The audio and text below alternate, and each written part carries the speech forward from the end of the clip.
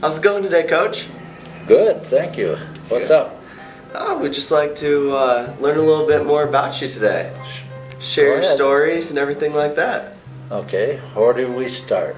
All right, well... My youthful age? Yeah, tell us a little bit about you growing up. I'm from Battle Creek, Michigan. Okay. I am one of 12 kids. I'm the third youngest. Only 4 of us left. My mother lived to be 94. One of my oldest brothers today is 95. Another one in 93 coming up in December. I'll be 87 in August.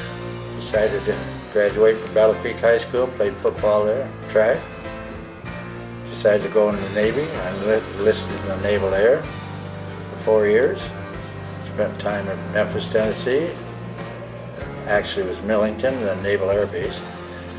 I left there after school in December, went up to Providence, Rhode Island, which is Quonset Point Naval Air Station. I was there for 2.5 years, played football up there, played softball up there. We won the Naval District Championship 2 years in a row. I was a running back and a halfback, defensive.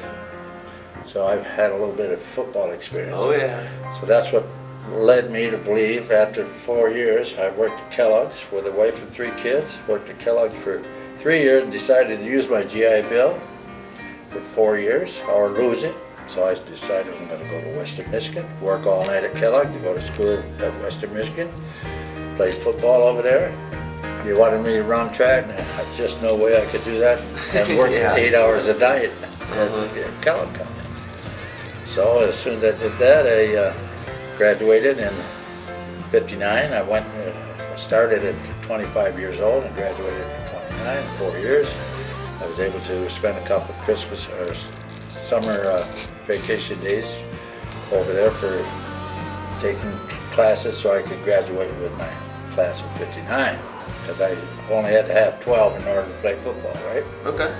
So I got that completed, and I got my degree then in '59, and I was able to get a job at Charlotte High School as a wrestling coach, assistant football coach, and an assistant baseball coach.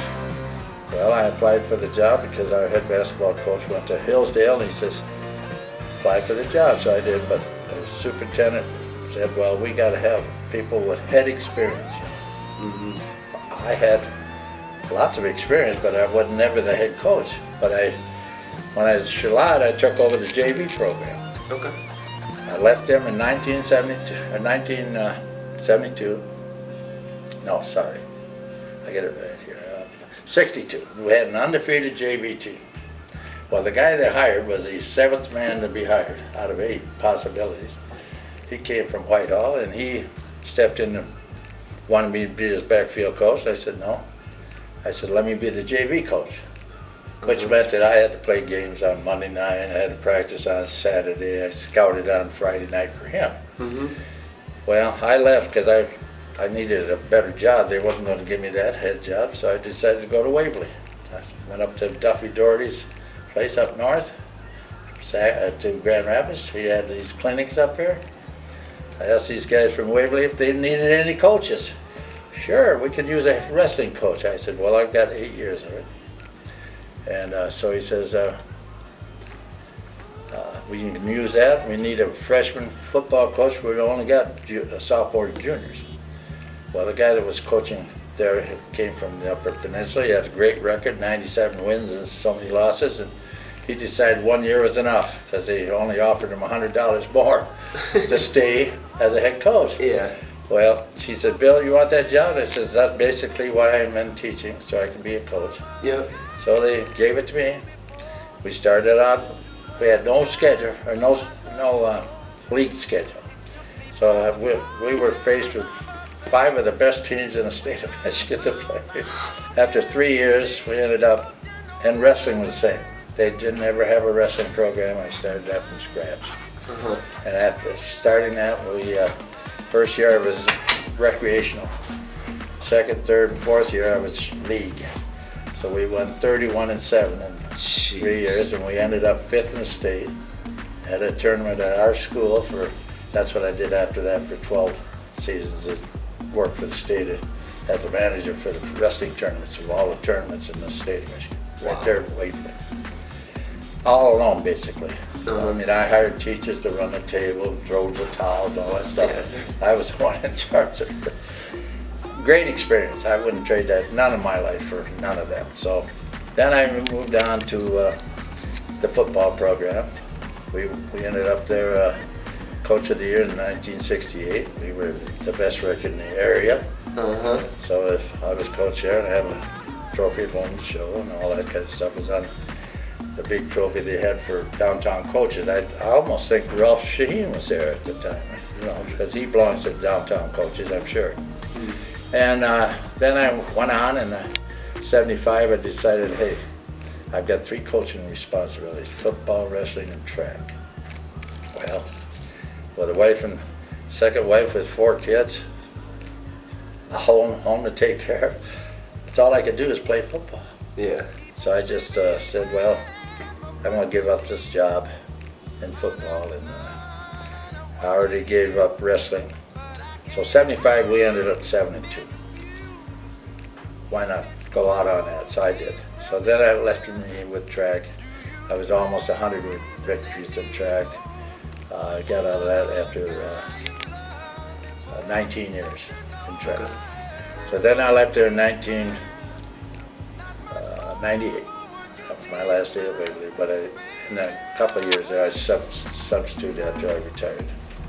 But I came here in '98, and I've been here going on 18. But got another question. Yeah, it's easy to see why everyone around the dealership and everyone probably in general calls this man coach, and you can. Well, having 3 bills is kind of hard, so they said, well, we can call you You're coach.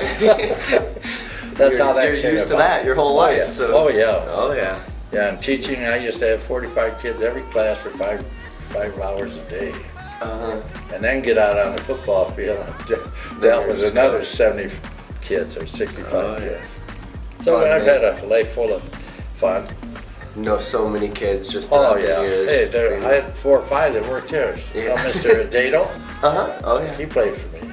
Wow. Yeah, and then there was a couple others that was here, but they've gone on. That's awesome. Can you explain a little bit what you do here at Shaheen Chevrolet? Well, first of all, I got to be called. We don't have a schedule.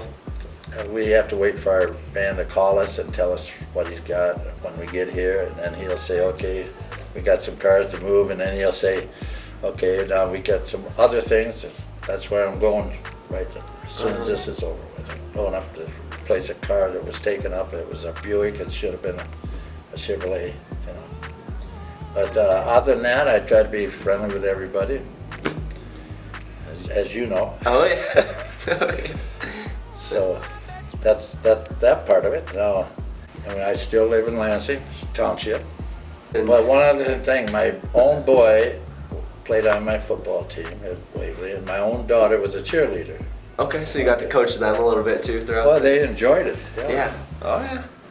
Well, you guys get to learn a little bit about our coach here at Shaheen Chevrolet, one of the most interesting guys here employed. But thank you, Coach, for spending this time with us and letting everyone know a little bit more about you. Well, the only thing